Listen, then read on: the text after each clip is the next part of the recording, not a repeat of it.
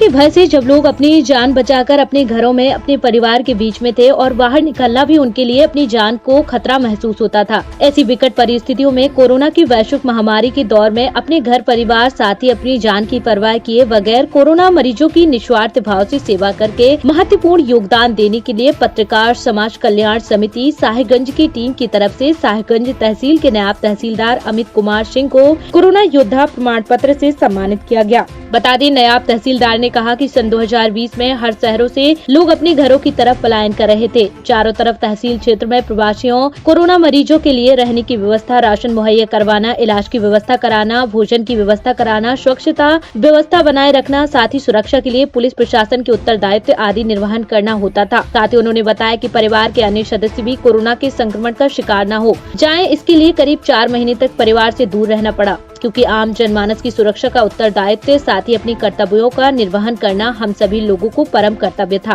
और रहेगा भी। अमित कुमार सिंह, नायब तहसीलदार साहिबगंज के पद पर तैनात। जी, कृपया ये बताइए कि कोरोना काल में आप सबको किन किन समस्याओं का सामना करना पड़ा।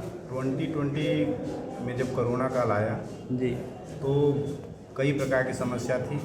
एक तो बहुत ज़्यादा पलायनवाद था, चारों तरफ लोग रास्ते में व्यवस्था करना था, चारों तरफ फिर से कोविड के लिए सबको राशन की व्यवस्था करना था और हर जगह साफ सफाई से लेके पुलिस प्रशासन तमाम उत्तरदायित्वों का निर्वहन करना पड़ रहा था।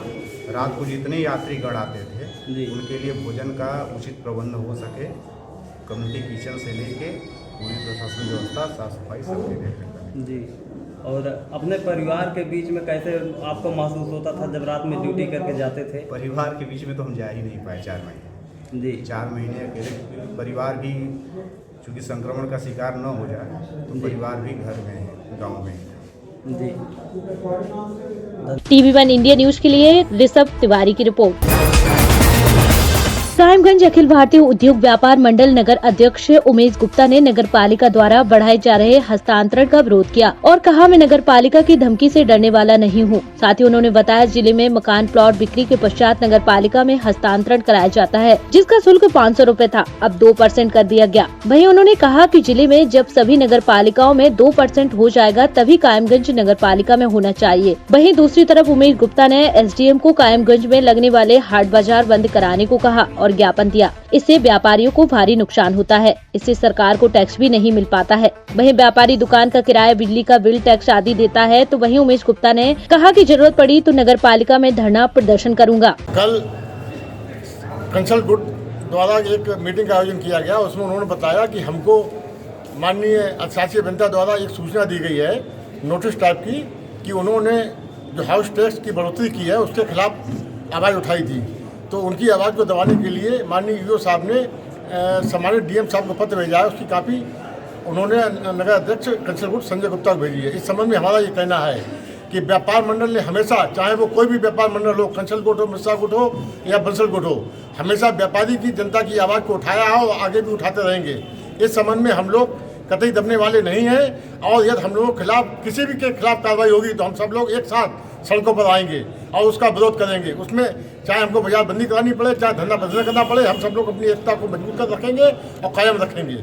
अतः ईओ साहब से कहना हमारा यही आग्रह है कि हम लोगों को डराएं या धमकाएं ना, हम लोग डरने धमकने वाले नहीं हैं। न्यायिक प्रक्रिया में भरोसा रखते हैं और जो भी विधि सम्मत होगा उस पर कार्य करेंगे। धरना प्रदर्शन करना हमारा अधिकार क्षेत्र में, उसका हम हमेशा प्रयोग करेंगे। कायमगंज से अश्विनी साकी की रिपोर्ट।